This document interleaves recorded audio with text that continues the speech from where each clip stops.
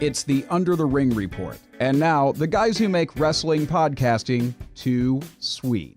John the Fleshwound and Cousin Tom. All right, we're back with another edition of the Under the Ring Report. With me, it's Cousin Tom. How you doing today? Hey, I'm great. How are you?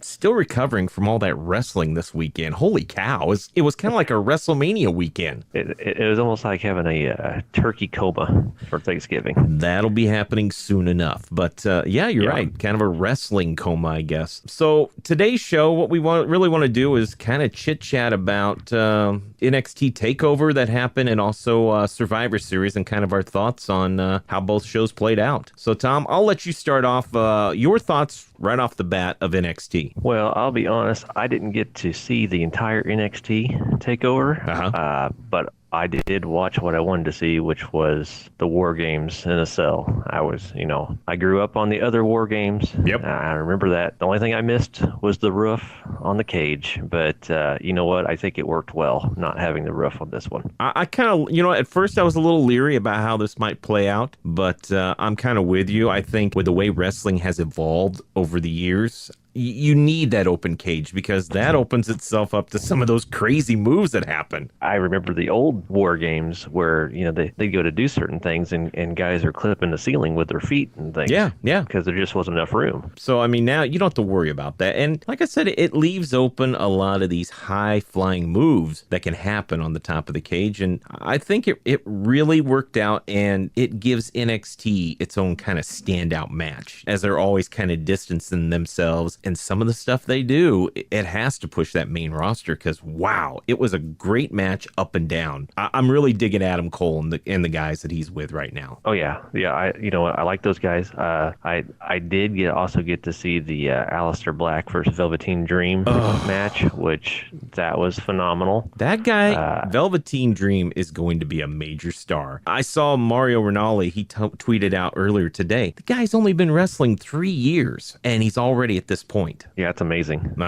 So, get a little seasoning on the guy. I think he's going to make some big waves when he makes his way to the main roster. Yeah, I know Black is a striker. That's what he's known for. Yep. But, I thought they put together a pretty good match for the time that they had. Mm-hmm. And Dream just looks like a guy that could jump out of a ring if he wanted to. He looks like he's just super athletic, and things look easy to him. Well, and the other thing I liked about that match was the ring psychology that played into it. Because you don't see a lot of matches where that is the main part, because both men did such a great job of that, and I think that's what made that match so great. Yeah, no, I agree. There was a hard kick, bounce off the ropes and retaliate, bounce off the ropes, retaliate. But you know what? I enjoyed it. I wasn't complaining at all. I enjoyed every aspect of it. Well, and that's all that matters. As long as you're entertained, that's all that matters to me. And I think that was the main thing. It was so entertaining that it didn't matter to me one darn bit, because I didn't once go, well, I need to take a break or whatever the heck and take off. That was one of the matches that really stood out to me. I felt that the women's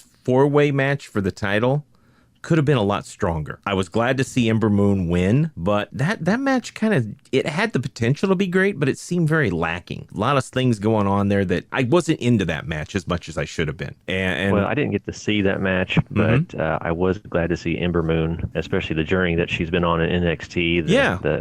Her rivalry with Asuka and the injury and the setback and everything, and to see her finally get the title. Yep. Was pretty nice, I thought. And the other thing I know a lot of people on Twitter talked about, the NXT Championship with Drew McIntyre. I don't know how I feel. I guess maybe the way people are talking is that the title was taken off because they were thinking of moving McIntyre to the main roster, but now evidently he might be hurt with a torn bicep. So I guess if that's what they were planning on doing, but every time there's been a new NXT champion, I've always got that feeling that guy's going to be the dude moving up, and I can see him where his spot is in the roster. Right. I don't know right now. I don't know. I've got to see more. Let's put it that way. Yeah, I get what you're saying. Well, and the other thing is, if you think about it, with Kevin Owens, Nakamura, Finn, when they've all been champions, and well, even Samoa Joe, when he was down there for a while, they had pretty long runs, each of them, as a champ. Oh, yes, they did. It wasn't just a month or two. Mm-hmm. So they had,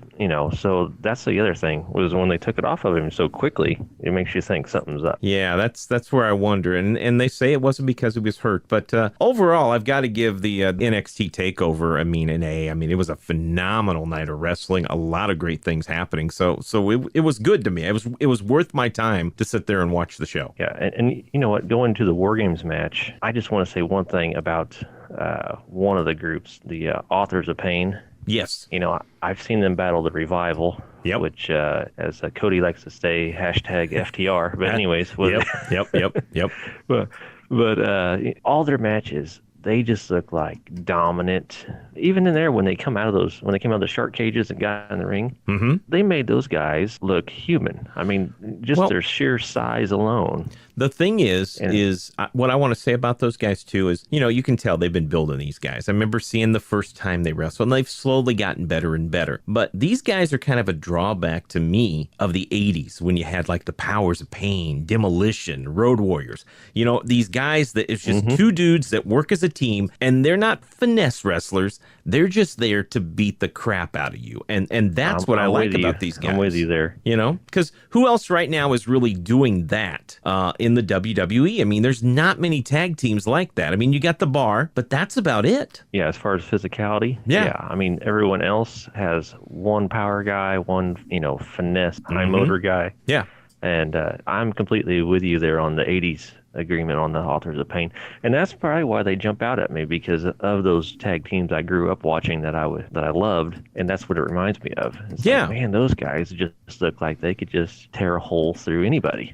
Yeah, and I think once those guys make their trek to the main roster, it's gonna be awesome. I think they're gonna find a great spot fitting in, and it does. It harkens back to the golden age of the 80s in professional wrestling. Yeah, and I will say that match with, at first with Adam Cole going up top, and, they made sure to mention, well, if he crawls out of the cage, his whole team's eliminated. Yep. And then I thought, well, what's, is it going to be a suicide dive off the top? And then when they went for the suplex with Roderick Strong, I'm like, you got to be kidding me. There's no way they're suplexing off that cage. And you know what, too? Roderick Strong looked really good in that match also. I think everyone got showcased the way they needed to. But, I thought he looked exceptionally well. Killian Dane? Yes. The coast to coast to the trash can? Holy cow. But everybody. That was amazing. There was something in there for everyone. And that's what made me happy about it. Because, sometimes those guys, they get lost in the fray because of everything going on. I think they did a nice job of making sure everybody got a chance to shine. Even the teams that lost didn't come away looking buried or not strong at all. Everybody came out of that match, you're like, damn, they all worked their ass off. Oh, yeah. And what's funny is, I mentioned Killian Dane. I immediately smiled when I said it. Just picturing that guy flying through the air just brings a smile to my face. Because you don't expect a guy that size. No. Not only go up top, but go coast to coast. You don't see that. No, that was without a doubt crazy. So that wrapped up for us Saturday, and NXT. Those takeovers, they really deliver when they do them. So got to give my hats off to Triple H and the gang. Another stellar NXT event right there. I'll talk real quickly, and if you haven't had a chance yet, make sure you go to Twitch. Check out Tommy Dreamer's House of Hardcores. They had their first televised Twitch show on Saturday also. It was kind of hard for me because I had NXT Takeover on one screen, and I also had the House of Hardcore on the other, so I didn't get to put full attention in that all the time. But some of the stuff that happened, the parts I can just say, Tommy Dreamer, Joey Mercury, and a cheese grater. That's all I'm saying. You have to go check out and find out what happened. And also the other cool thing was Tim Storm, the NWA champion. He showed up there, and actually, he offered Tommy Dreamer. Media, I saw that. Yeah, he offered Tommy Dreamer a shot at the NWA title sometime. So there were a lot of things going on. A lot of big stars were there. Shane Douglas was there. Super Crazy was there. You name it. Austin Aries actually had a live microphone to talk about why he was let go at WWE. So, that's the thing. Give give Tommy a chance. He's trying to put out a product out there a little different than the main ones, and he's going about a little differently.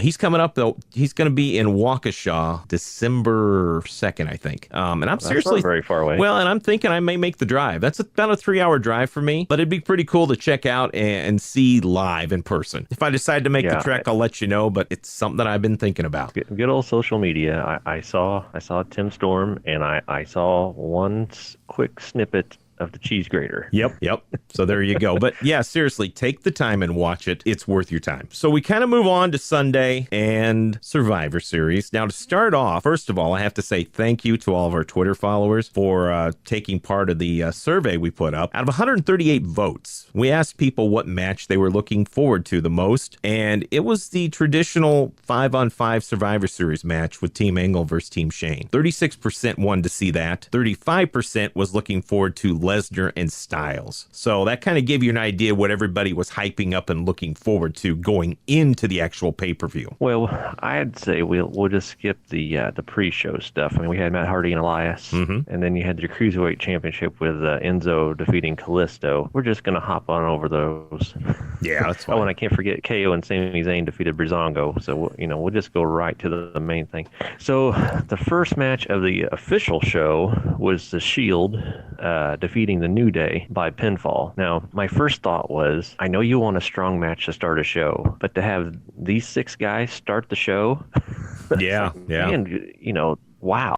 That's all I kept thinking. I can't believe you're starting with this. But the match, I love the match. The match was great. You finally got to see the actual Shield, after all the letdowns in the last month, them doing their build-up. There you are complaining again. And you got to see the 3 of them together working as a team, which is what everybody wanted to begin with. The New Day, they continue to innovate and come up with different things. If you think about it, in the last year of the whole tag team division, probably the best 3 tag matches for the whole year, either the New Day or the Usos have been involved in all 3, sometimes together. I mean, they really haven't had a bad tag match in a long time. And I don't know how big Big E is officially, but his dive is nuts. Yeah. That was a flying shoulder tackle. I couldn't believe he pulled off. The funny thing about that match, too, and I think sometimes the New Day doesn't get the credit they should, and it may be because of their the comedy act that they have, but those guys carried the Shield in that match. You watch that thing, and it's all the New Day. The New Day owned that match. Even though they didn't win, they carried the Shield and made those guys look phenomenal. And I got to give my hats off to them to that. Yeah, I agree. I thought that whole match, top to bottom, was an A effort from all 6 guys. The corner move that the New Day pulled off, where they piggybacked and Kofi leapfrogged 2 guys, and then Big E did the splash. And I was like, man, that is fantastic. I love that.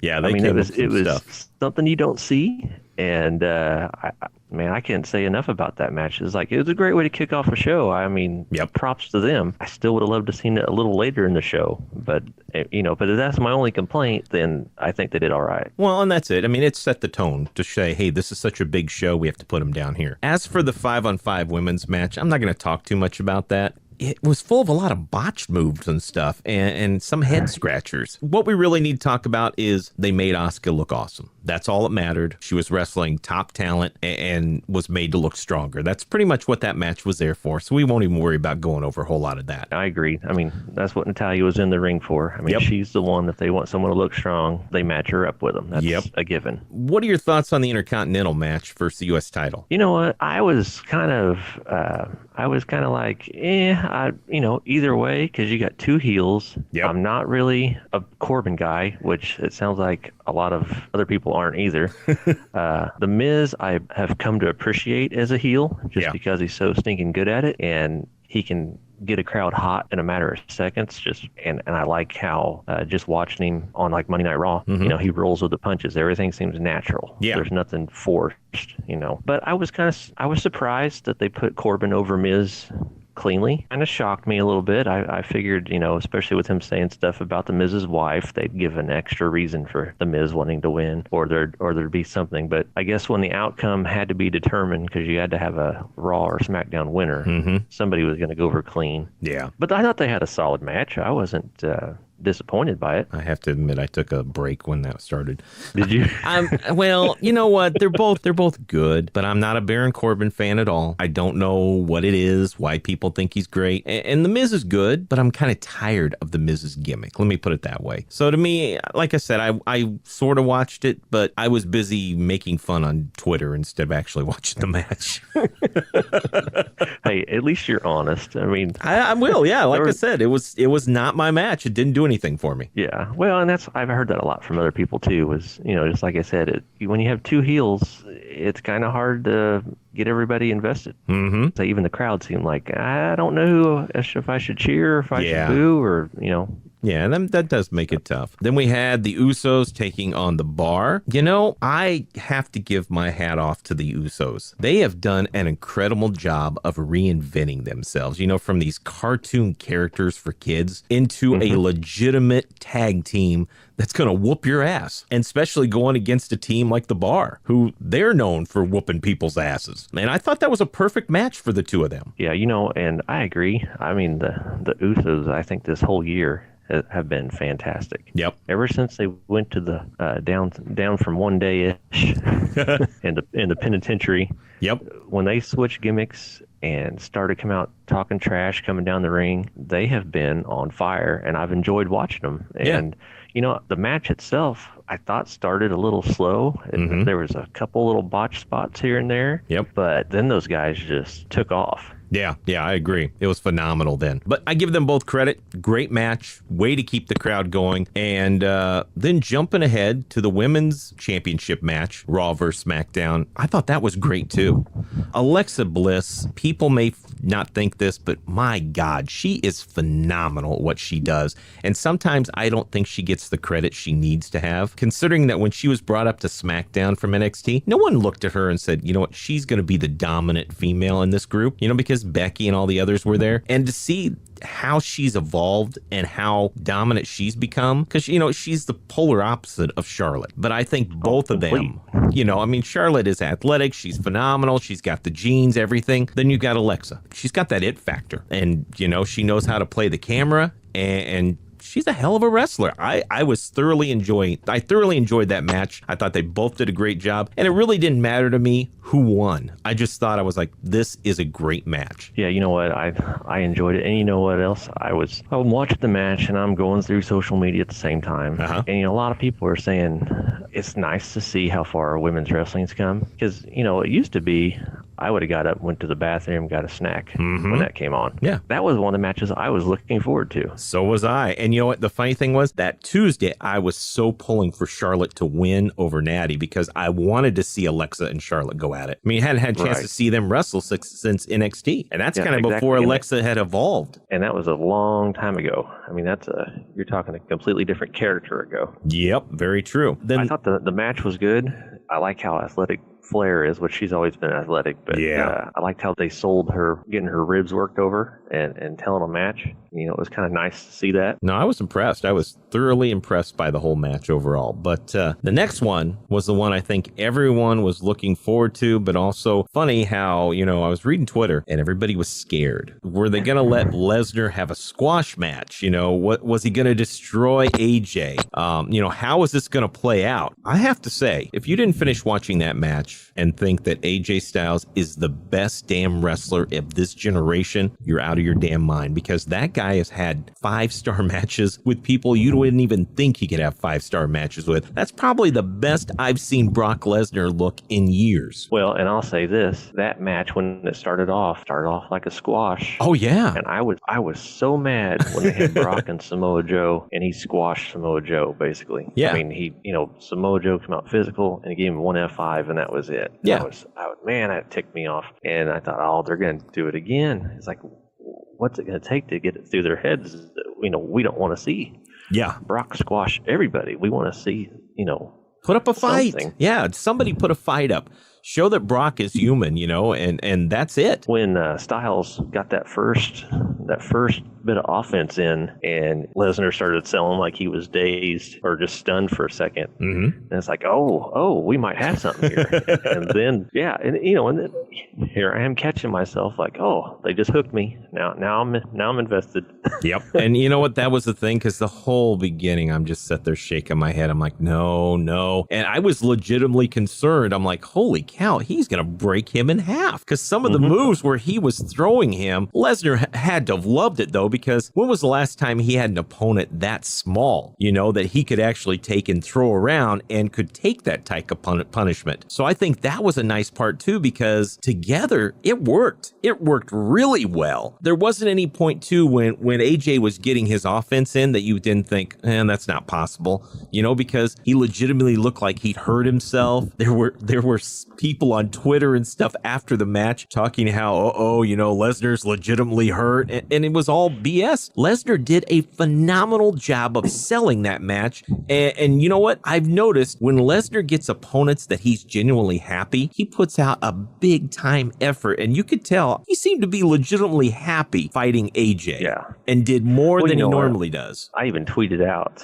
that he did a heck of a job selling that calf crusher. Oh, yeah. He put him in that calf crusher, and he started writhing in pain and trying to get out. And then, of course, he grabbed him by the head and just ragdolled him, which was awesome.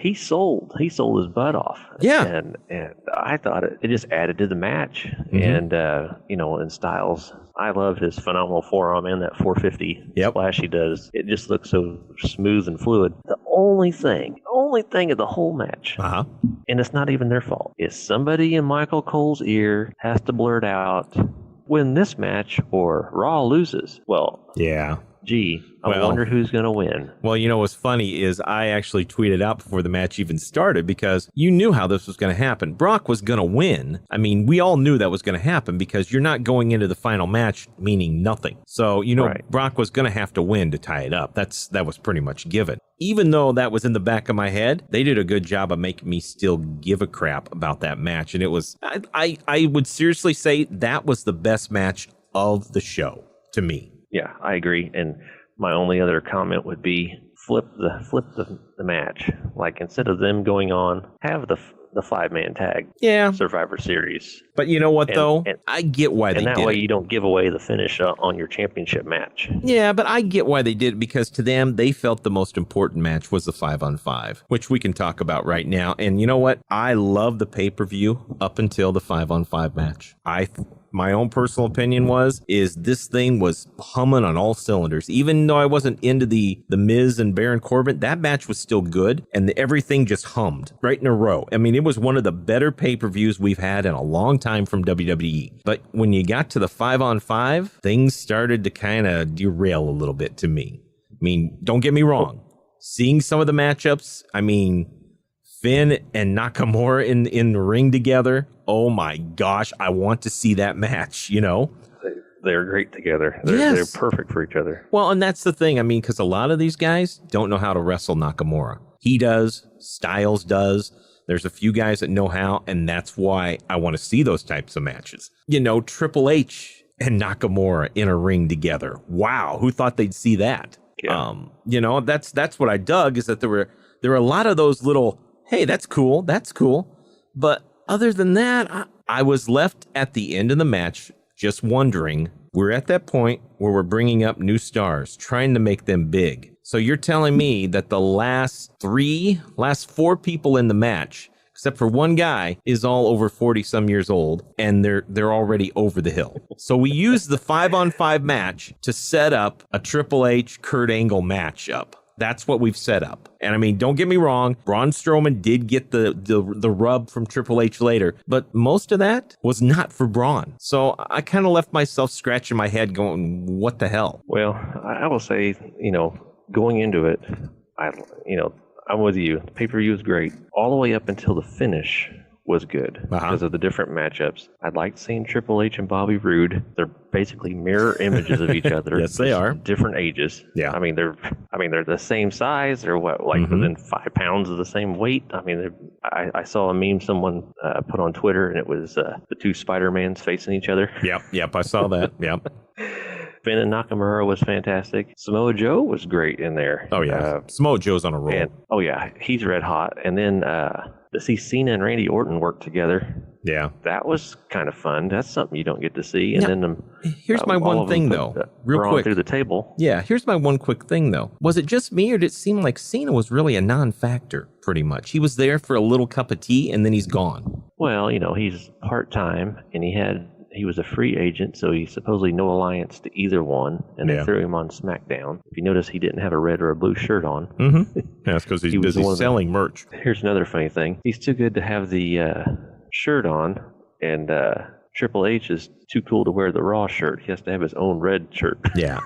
Well, and that to me tells you everything you need to know. Because I feel as though that match should have really been about pushing Braun Strowman, Finn, Nakamura, Bobby Roode, the young guys that you were making your cornerstones of this thing. That's what this match to me should have been about. But instead, we're pushing Triple H. We're pushing a guy, Kurt Angle, that seriously, every time I see him in the ring, I'm cringing. Oh my God, he looked... I mean, I love Kurt Angle, don't get me wrong, but Kurt Angle looks bad, and you can't hide very much how bad he is. No, I felt bad for him, because it's like, he can't stand up completely erect. No. He always looks like he's either scared or looking off in the distance. Like, it looks like a bad Botox, like he can't blink his eyes. Maybe. Because of all the surgeries. Yeah. I mean, I love the guy as an entertainer. He's been fantastic. Yep. But he does not need to be in a ring. I mean, and I even tweeted out, like, if you're telling me he's healthy, then I need to see Daniel Bryan in a ring right now. Well, and the other thing too, though, is how is it that Shane McMahon was the final member of SmackDown? Those are the problems I had, where we ended up and we got those 4 men left in the ring. That was your final 4. And 3 of these guys, it's not the year 2000. I don't care to see these guys being highlighted anymore. The Kurt Angle Nostalgia Tour is fine. If you want to have a Triple H Angle match at WrestleMania, that's fine, but it shouldn't be the highlight of WrestleMania. It shouldn't be the highlight of your Survivor Series. And that's where it left a bad taste in my mouth, unfortunately. Like I said, everything up until that match and even parts of the match were good, but that last finish really left a bad taste. The only thing that was saving grace was the way that Braun manhandled Triple H. Because the rest of that stuff, you knew something bad was going to happen, and it just, I don't know, it just pissed me off. Yeah, it looked like Vince booked that match from start to finish. Yeah. One of his weird ideas, but who knows? I don't know. But it was funny, too, because on Twitter, ran a poll right after, and 54%, they voted the main event, what the fuck? and then number 2, people said that the NXT Takeover was better. So that kind of left you with how most people felt. Everybody wanted to know what the hell was going on with that main event, because it didn't follow anything. There was no rhyme or reason going on, and it just like, hey, here's what we're gonna do because I'm gonna come back and wrestle and get my WrestleMania paycheck. Let's do it. Well, there's also a video I saw today from the aftermath, and it was, I think Stephanie was out there picking Triple H up, after Braun had given him a couple power slams. Yep. And someone from the audience yells, "War Games was better." And that's they got true. it on video. It was fantastic. Well, and it's sad to say, but that's true. I mean, overall, a good pay-per-view. Probably one of the better pay-per-views they put on. It's just sad that they couldn't keep the momentum with a main event finish that made sense with what they're really doing. So that's my real complaint about it. Overall, though, don't get me wrong, I enjoyed it. It was fun, worth my time. I definitely thought it was better than the previous pay-per-view that we just came off of. TLC? I mean, it was pretty well done from start to finish. There are a couple matches I'd switch around, but that's just my own personal preference. But when you can go 4 hours with the pre-show and everything else and come away with, I would say, a B+ show, you got to be pretty happy. Well, yeah, and that's it. And, like we've talked before, I mean, we talked about it being one of the big four. So, but this was the first time in a long time I felt one of the big four besides WrestleMania had that feel to it. The card was stacked. One of the most stacked cards we've had in ages. And like I said, even though a card's stacked doesn't mean it's going to turn out the way you want to. But I thought overall, nice job, not bad at all, and we'll suit up and get ready for the next pay-per-view and see where we're going with this whole Kurt Angle, Triple H, Jason Jordan, Strowman thing. Well, I will give them props too for listening to their fans and getting the title off Jinder before that match or that pay-per-view started. And here's the thing, Jinder would have been destroyed against Lesnar, and there would have been no credibility for him whatsoever. And you know what? Even if we go back this Tuesday and AJ loses the title, doesn't matter, because AJ looks stronger than he was before, even if he loses. Stronger than before because that loss can be attributed to his hard-fought match with Brock Lesnar. Yeah, I'm glad they listened to the fans, because I guarantee you the results that they're getting off social media off this pay-per-view would not have been the same had they left Jinder in to face Brock. Yep. All right, man. So, well, like I said, man, great overall weekend for professional wrestling. I want to put out there once again, thank all of our new followers on Twitter. I mean, I think we cranked up over 200 new followers in the last week. Hey, that's not bad. Keep it up. No, it's not bad at all. So thank you very much for following. And if you haven't, you can join us at UTRR Podcast. We're always tweeting something, talking about the show, talking about some of the shows that are actually going. We like to live tweet pay-per-views and TV shows and stuff. So feel free to follow us, have a conversation about professional wrestling. And we thank you. You're listening to Under the Ring Report, where you can hear everybody's favorite wrestler. That's me, Rob Van Dam, the whole effing show. Follow the Under the Ring Report on Twitter at UTRR Podcast. You can subscribe to the Under the Ring Report on iTunes, Google Play, and Stitcher, or visit undertheringreport.com. Thanks for listening to the Under the Ring Report.